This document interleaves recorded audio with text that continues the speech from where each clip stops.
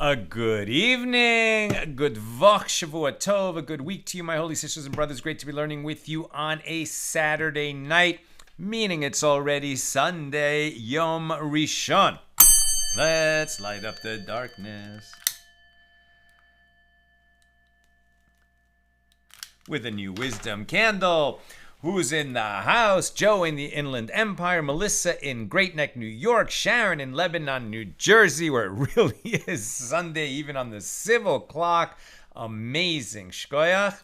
Ella's in the house. Sharon on YouTube also. Mickey learning with us. Shavua Tov. Marie in Freeport. Heim in Florida. Welcome, everybody. Yes, Rosh Chodesh is Wednesday and Thursday this coming week. We are starting a new chapter here in Tractate Bava Metzia, the 22nd volume of the Talmud. So in the Koran, this is a new volume, but chapter 5, and we're going to be learning about the prohibition on usury, lending at interest or anything that is like interest, as we shall see. By the way, if you noticed the title of the show, Pay You Tuesday for a Hamburger Today, maybe some people recognize that. I think the original quote was, I will gladly pay you Tuesday for a hamburger today. That was Wimpy from the old Popeye cartoons. And as we'll see, that could be a problem, but I just do want to note that emoji from my Apple iPhone and in Facebook, etc., that shows a cheeseburger, obviously that's an Impossible Meat burger, which is kosher. Impossible Meat is pretty sure OU certification, and of course the cheese would have to be kosher, the bread would have to be kosher, etc. All right, the passages that are going to be relevant in this chapter 5, before we read the Mishnah, let's just read them quickly. From Exodus 22:24, if you lend money to any of my people, even to the poor with you, you shall not be to him as a creditor, nor shall you place interest upon him. And then from Leviticus 23:35, and if your brother waxes poor and his means fail with you, then you shall uphold him. As a stranger and a settler shall he live with you. Do not take from him interest or increase, but fear your God in order that your brother may live with you. You shall not give him your money with interest, nor give him your food for increase. I am the Lord your God who brought you forth out of the land of Egypt to give you the land of Canaan to be your God. Obviously, you give him food or money as needed in a charitable way, but not by charging interest or increase, which we're going to talk about.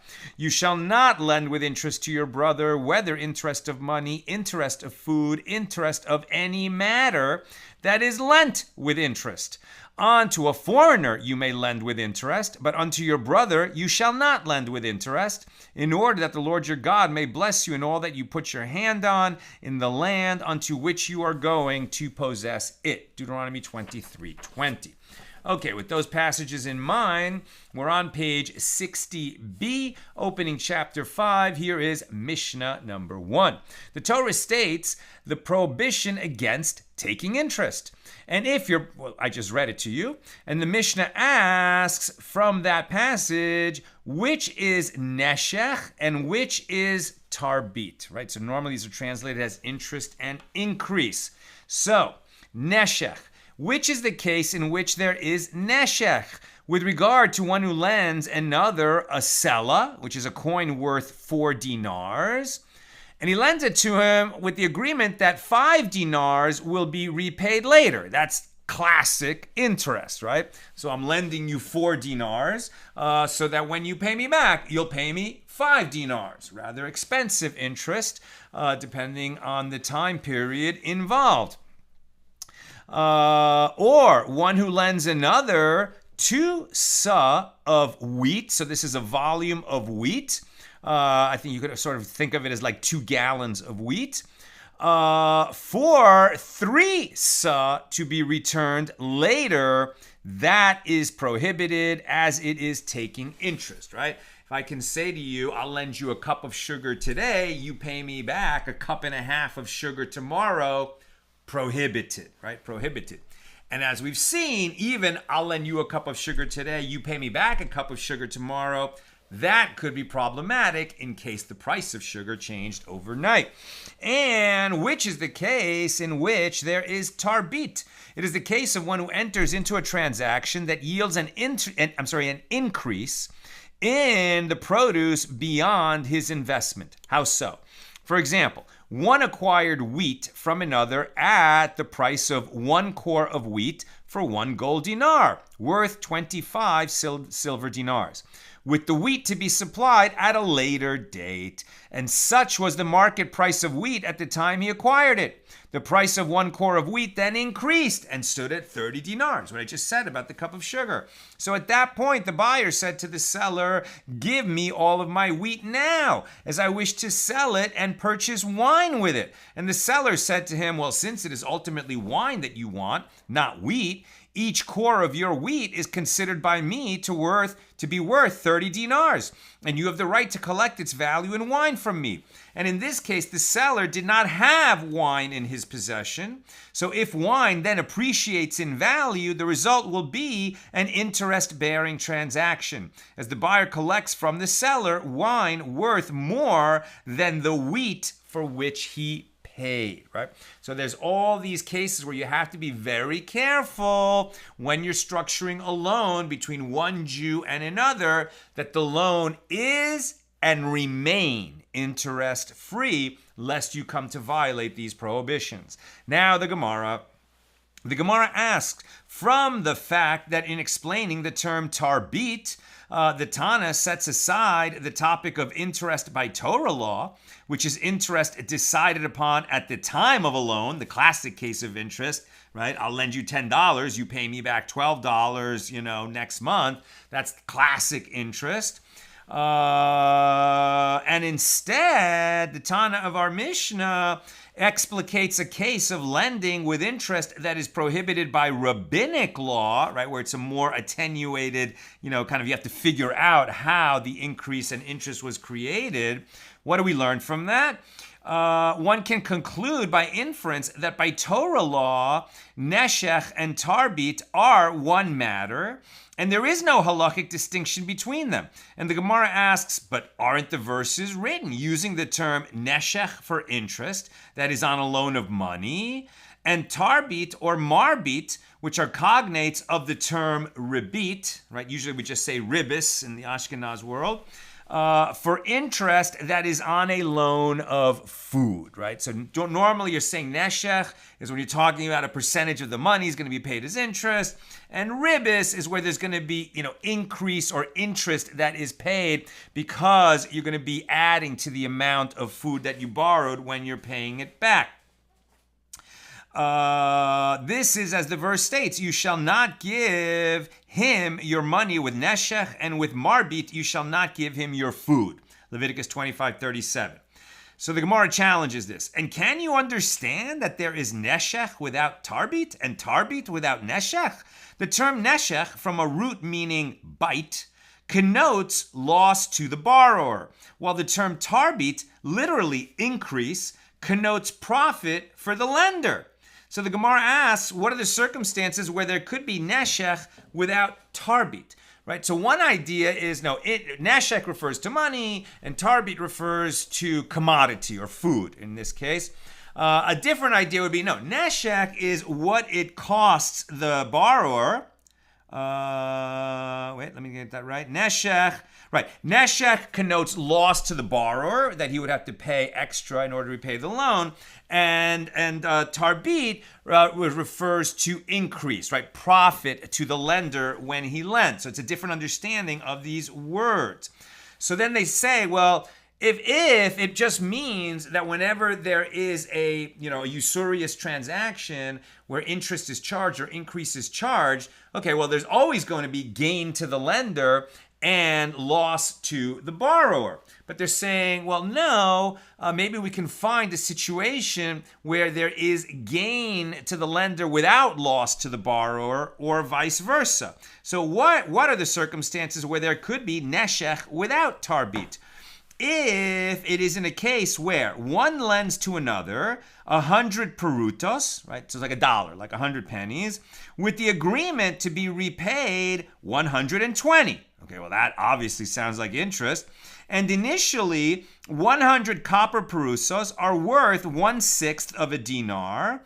And ultimately, when he pays 120 perutos, they are worth 1/6 of a dinar. So this is not an example of one without the other. Although one might say that there is neshech as the lender reduces the borrower's assets, since the lender takes in payment from the borrower coins that he did not give him in the loan. And there is no tarbit, as there is no profit for the lender in this transaction, since he lent him 1/6 of a dinar worth of copper perutos, and he received from him 1/6 of a dinar worth of copper perutos.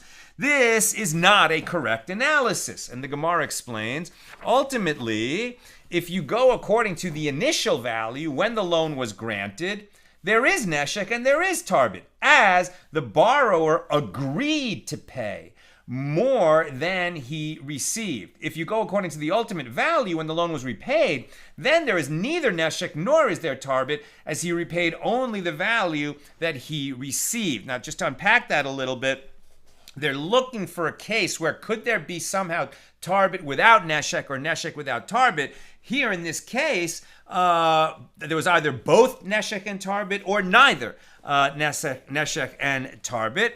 But it's important to realize that if when they made the loan, right, and he said, okay, I'll lend you 100 pennies, and if you'll repay me 120 pennies next week. Now, the value of pennies went down, so in the end, what was paid back was the same as what was lent. But they couldn't know what the price would be next week. So when they entered into this agreement, then, right then and there, they violated these laws, right? Even before there's payback, if you agree to enter into an interest-bearing loan, both the borrower and the lender would have violated the prohibition in the Torah on lending at interest, even before there is payback. And by the way, if a scribe got involved and wrote down the contract between them, he also would have violated this law. But that's an aside. We'll learn that later. Now, additionally, what are the circumstances in which there could be tarbit without neshech? It is in a case where one lends to another 100 perutos with the agreement to be repaid 100. And initially, 100 copper perutos are worth a sixth of a dinar. And ultimately, when he is repaid, 100 perutos are worth 1/5 of a dinar. So perutos went up in value. Now, this is not an example of one without the other. And the Gemara explains, if you go according to the initial value when the loan was granted, well, then there's neither neshech nor is there tarbit. They agreed to a non-interest loan. If you go according to the ultimate value when the loan was repaid, well, then there is neshech and there is tarbit because the value went up. So rather, Rava said, you do not find neshech without tarbit, nor tarbit without neshech, and the verse distinguished between them only so that lending with interest always involves violating two prohibitions, right? The Torah added both words so that you would know how important it is not to engage in usurious transactions with your fellow Jew. And if you do it, anytime you do it, you're going to be violating not one, but two prohibitions. The sages taught in a Baraisa, the verse states, you shall not give him your money with neshech, and with marbit, you shall not give him your food. Now, from this, I have derived only that there is a prohibition of neshech for a loan of money and a prohibition of ribis for a loan of food. From where is it derived that there is neshech with regard to a loan of food as well? And the Baraisa answered, a different verse states, you shall not lend with interest, that's tashich, to your brother. Neshech and tashich, same word. Neshech of money, neshech of food, neshech of anything that is lent with interest, asher yishach. That's Deuteronomy 23:20. So the Baraisa continues, from where is it derived that there is ribis with regard to a loan of money? And the verse states, neshech of money. Now we're on page 61a, that's our daf tonight. If the verse is not referring to a matter of neshech with money, as it already stated in that same verse, you shall not lend with interest to your brother, indicating that taking money as interest is prohibited, so apply the expression neshech of money to the matter of ribis, i.e. tarbis with money. And so the Baraisa continues, I have derived a source for this prohibition only with regard to a borrower, for whom it is prohibited to pay interest on a loan. From where is it derived that there is also a prohibition stated with regard to a lender?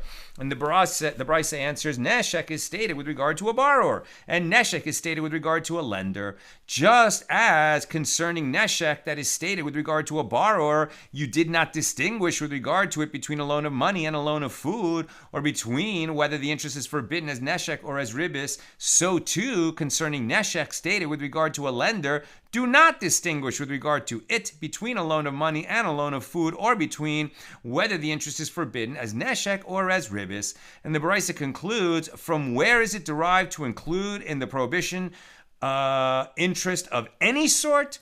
The verse states, neshech of anything that is lent with interest. So Ravina said, an explicit verse is not even required, neither to derive neshech of food, nor to derive ribis of money, as if it were written, you shall not give him your money with neshech, and your food with marbit, juxtaposing neshech with money alone and marbit with food alone.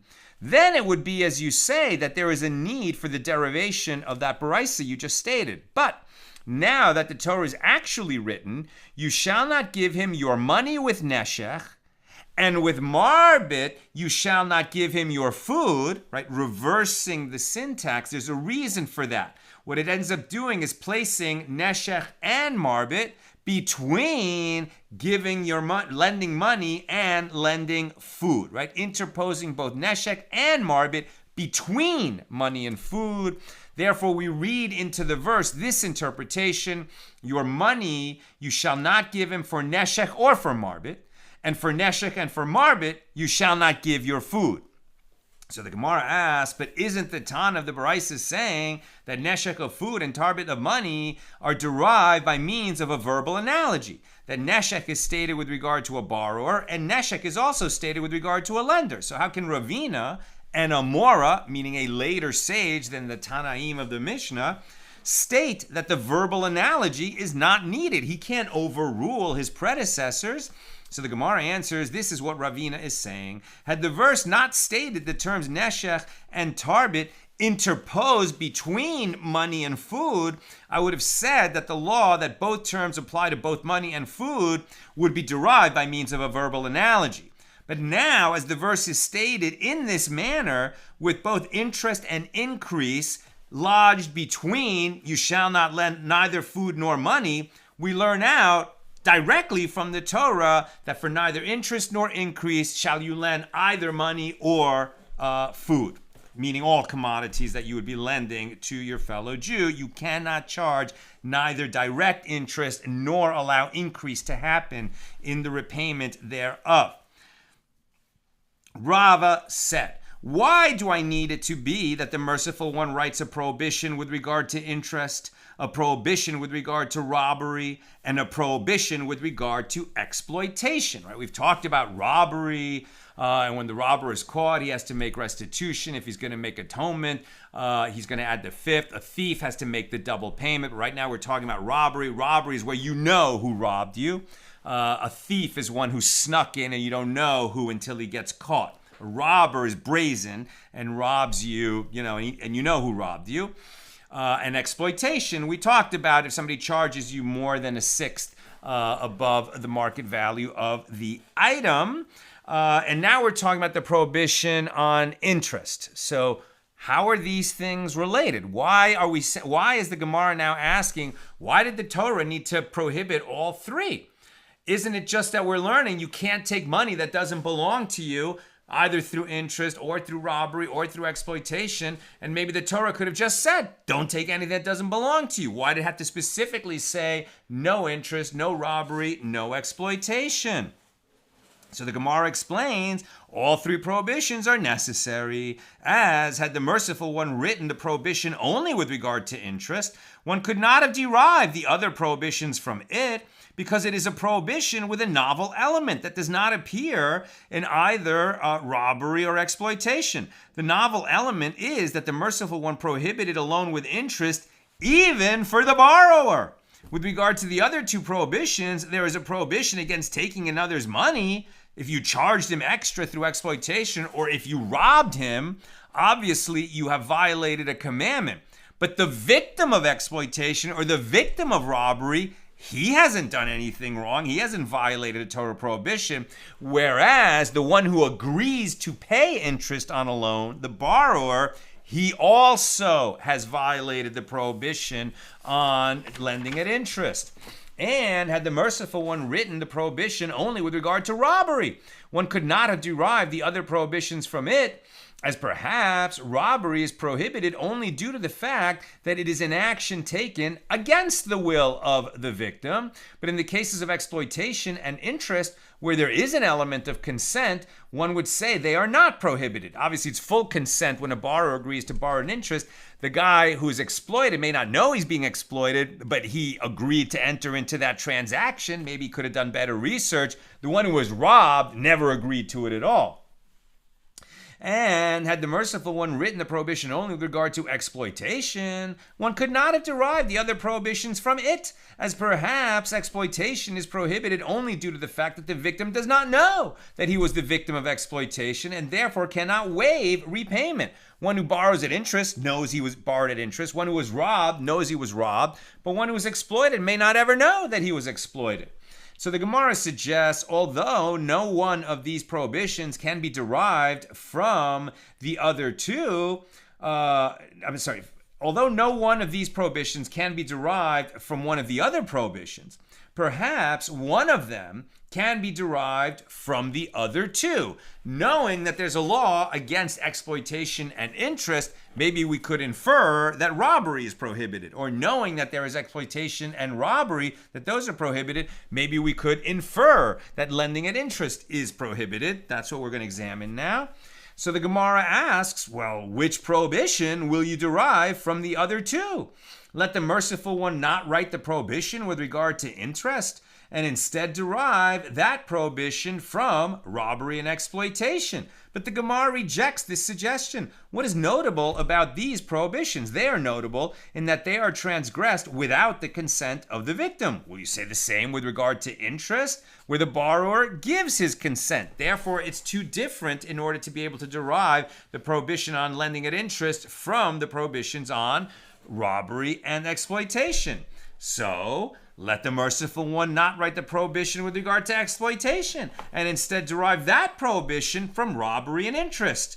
The Gemara says no. What is notable about these prohibitions? They are notable in that they are not transgressed in the typical manner of buying and selling.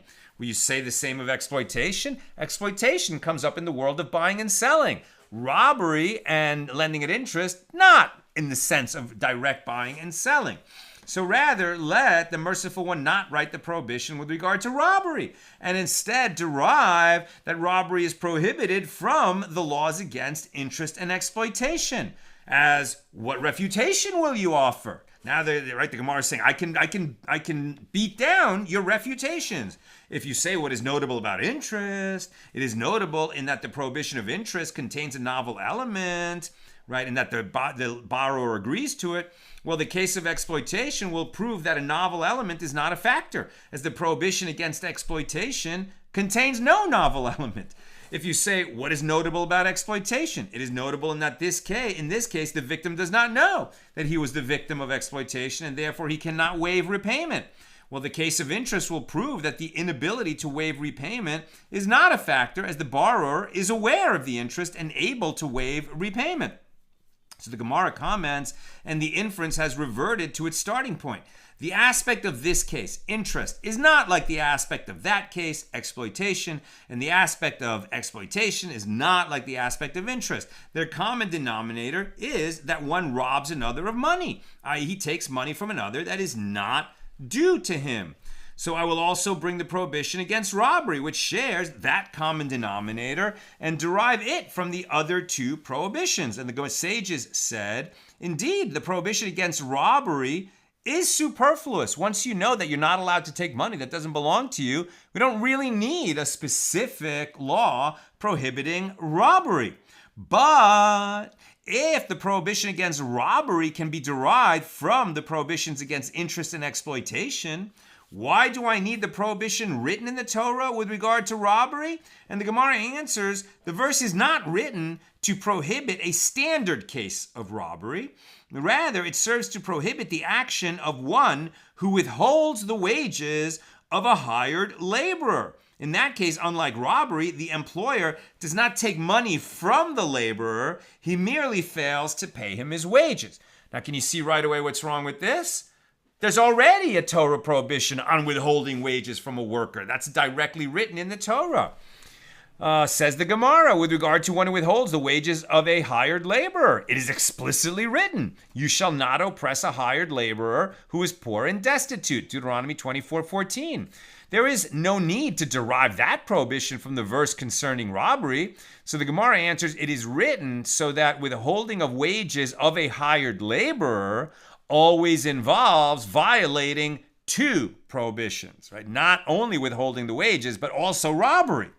And the Gemara asks, but let us interpret the verse concerning robbery as prohibiting interest or exploitation and say that it is written so that these prohibitions always involve violating two prohibitions. And the Gemara answers the prohibition against robbery is applied to the case of withholding the wages of a hired laborer because it is a matter derived from its context. And this prohibition is written in the context of the matter of a hired laborer. You shall not oppress your neighbor nor rob him. And the wages of a hired servant shall not abide with you all night until the morning. Right? We say that one who withholds wages from a laborer is also robbing him because the prohibition of robbery is stated in the same verse. Now we're on 61b. The Gemara asks, why do I need the prohibition, you shall not steal, that the merciful one wrote? This is yet another prohibition against taking money by illegitimate means, and it could have been derived from the other prohibitions mentioned previously. And the Gemara answers that it is necessary for the merciful one to write that prohibition for that which is taught in a baraisa. You shall not steal applies in all circumstances, even if you do so only in order to aggravate the victim. You shall not steal applies in all circumstances, even if you do so in order to pay the double payment as a gift to the person from whom you stole. Right? So even if you steal with some weird ulterior motive, like, well, I'm just gonna, mess with him. I'll steal his lawnmower so he'll come out in the morning, be panicked. Oh my God, where's my lawnmower? I've lost my lawnmower. And then you give it back later to him and say, just kidding, it was a joke. You stole, and that's prohibited.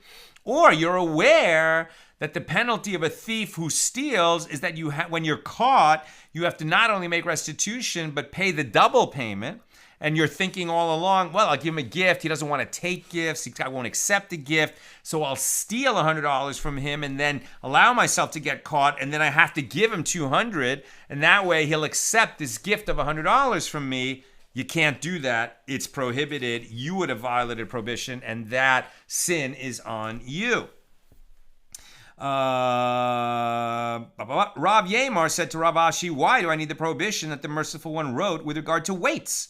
You shall do no unrighteousness in judgment, in measure, in weight, or in volume. Right? So you're not allowed, as a merchant who weighs out, let's say you're a spice merchant and you weigh out, a revis or whatever the weight measure that you're using of a certain amount of spice. And so let's just for argument's sake say grams.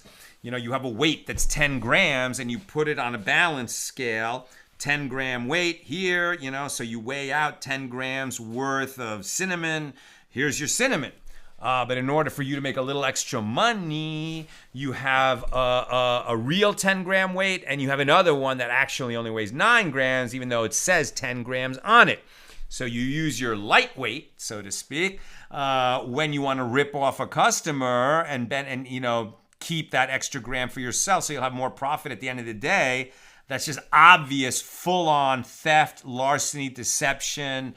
So why does the Torah need to specify that you can't have fraudulent weights if the Torah has already said it's prohibited to rob and it's prohibited to steal? Why specify that you can't steal in this particular manner?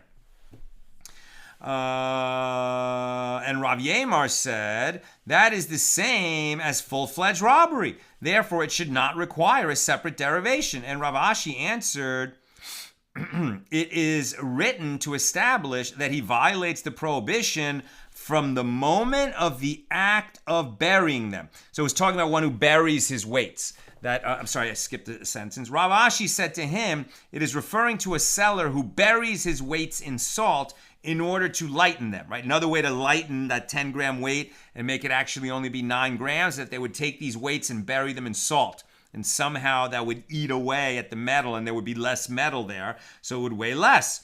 Right? So that is the same. So Rav Yemar answered, well, that is the same as full-fledged robbery. Therefore, it should not require a separate derivation. And Rav Ashi answered, it is written to establish that he violates the prohibition from the moment of the act of burying them.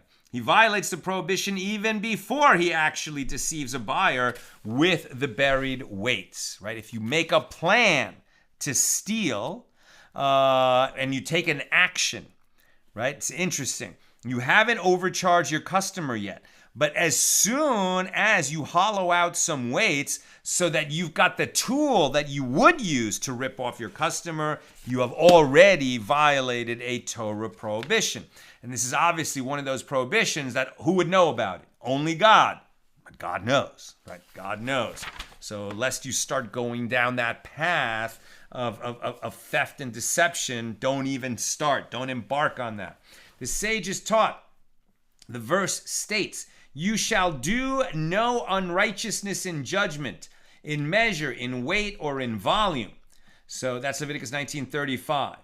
In measure, this is referring to the measurement of land. For example, this means that in a case where two people are dividing their jointly owned field, one may not measure the land to be given to one of them during the summer and measure the land to be given to the other one during the rainy season, because the length of the measuring cord is affected by the weather conditions. In weight, this is referring to the fact that he may not bury his measuring weights in salt and lighten them.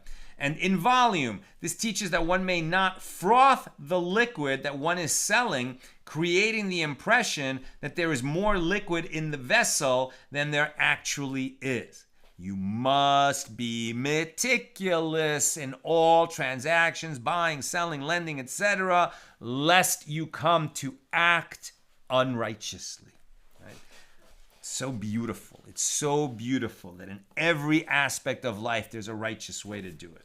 The Gemara adds, and are the following matters not inferred, kal v'chomer, right? A fortiori, that can we not deduce that if we're going to rule, more stringently than expected in a lenient situation than in a stringent situation, of course we'd be stringent. Or that we're going to rule more leniently than we had expected in a stringent situation, then of course we're going to be lenient in a lenient situation. That's a good way to explain kal v'chomer. So here, and if with regard to the Mesura volume, which equals 1/33 of a log, very tiny amount of volume, the Torah was fastidious concerning it, that one may not deceive another person. So it can be inferred, kal v'chomer, that with regard to a hin, which is a much bigger volume, 12 log, and a half hin, and a third hin, and a quarter hin, and a log, and a half log, and a quarter log, all of which are much larger volumes than a Mesura, obviously one may not deceive another, right? If you have to be meticulous in the smallest measurements, how much more so do you have to be meticulous in the large measurements? Rava says, why do I need the mention of the Exodus from Egypt that the Merciful One wrote in the context of the laws of the prohibition against interest and the mention of the Exodus from Egypt with regard to the mitzvah to wear tzitzis, right, the ritual fringes that men wear, and the mention of the Exodus from Egypt in the context of the prohibition concerning weights and measures used in buying and selling, right? God says, don't cheat when you buy and sell. Don't cheat with your weights. Don't lend to each other at interest. Make sure that you wear tzitzis to remind you of all the laws that you're commanded in. But why is it that when those three laws are given, God also mentions, I am the God who brought you out of Egypt? So Rav explains, the Holy One, blessed be He, said, I am He who distinguished in Egypt between the drop of seed that became a firstborn and the drop of seed that did not become a firstborn, and I killed only the firstborn, right? When God took us out of Egypt through the 10 plagues, it was the final plague, the plague of the firstborn, that resulted in us making the exodus out of Egypt. So, and God said, I will come through the land, right? I will pull you out of Egypt. I am not an angel. So, God was able to distinguish in every home who is the firstborn and who is not the firstborn. God sees everything, knows everything, does everything, and He's reminding us of that. And says, I am also He who is destined to exact punishment from one who attributes ownership of his money to a non-Jew and thereby lends it to a Jew with interest. In other words, you can find workarounds so that you can end up lending to the Jew at interest by cheating, right? By having a third-party intermediary who's not a Jew. You lend to the Jew lends to the non-Jew. You lend to the non-Jew lends to the Jew. And that way you can ultimately charge interest to your fellow Jew. But God will know that you did that. Even if he is successful in deceiving the court, God knows the truth. And I, God, am also He who is destined to exact punishment from one who buries his weights in salt, as this changes their weight in a manner that is not visible to the eye. And I am also he who is destined to exact punishment from one who hangs tzitzis dyed with indigo dye on his garment, and says that it is dyed with techelis dye used in the tzitzis, right? So the tzitzis is supposed to have a blue string within it, a sky blue, and that dye comes not from the indigo plant, but rather from a particular sea snail from which that blue dye was taken. But to the eye, they look the same. So one who is selling that dye or tzitzis with that blue thread in it, you can't tell to the eye. You have to trust that that guy is a God-fearing person who would not rip you off, because the dye from the sea snail is much more expensive than that same color dye from an indigo plant. God will know if this guy is lying or not. So the Gemara relates, Ravina happened to come to Surah on the Euphrates. And Rav Chanina of Surah on the Euphrates said to Ravina, why do I need the mention of the Exodus from Egypt that the Merciful One wrote in the context of creeping animals? Leviticus 11:43-45. Do not make yourselves detestable with all the creeping animals that swarm, for I am the Lord who brings you up from the land of Egypt. And Ravina said to him, the Holy One, blessed be he, said, I am he who distinguished in Egypt between the drop of seed that became the firstborn and the drop of seed that did not become a firstborn. And I killed only the firstborn. I am also he who is destined to exact punishment from one who intermingles the innards of a non-kosher fish with the innards of a kosher fish and sells them to a Jew who is unable to distinguish between them. And Rav Chanina said to him, I was not asking about the very mention of the Exodus. Rather, I was asking about the term who brings you up mentioned in the verse. That is what is difficult for me. What is different here that the Merciful One wrote, who brings you up from the land of Egypt with respect to the creeping things, as opposed to the other three instances cited by Rava, where the Exodus is mentioned in the context of mitzvahs and prohibition, where it is written, I am the Lord your God who brought you out of Egypt. Why, with respect to interest and tzitzis, and having, fair weights, it says, I'm the Lord your God who brought you out of Egypt. But with regard to eating creeping things, it says, I am the Lord who brought you up from Egypt. Ravina said to him, and by the way, I am almost done. So if you've got questions or comments, please get them in now. So Ravina said to him, it is to teach as it was taught in the school of Rabbi Yishmael. As it was taught in the school of Rabbi Yishmael, the Holy One, blessed be he, said, had I brought the Jewish people up from Egypt only for this matter, so that they would not become impure by consuming creeping animals, it would be sufficient for me, as observance of this mitzvah elevates their spiritual stature. And Rav Chanina said to him, and is the reward for abstaining from consuming creeping animals greater than the reward for observing the laws with regard to interest and tzitzis and weights? Let the Merciful One write, who brings you up, in the context of those mitzvahs as well. And Ravina said to him, even though their reward is not greater, it is more repulsive for Jews to eat creeping animals. Avoiding those animals brings them up in the sense that it is praiseworthy and enhances the transcendent nature of the Jews. That's what I've got for us tonight. And I believe there are no comments or questions, if I'm seeing that correctly. So there we go. Okay. Good night, my dear friends. Shavua Tov, good vach, and look forward to learning with you, God willing, tomorrow, Sunday, at the regular Sunday time.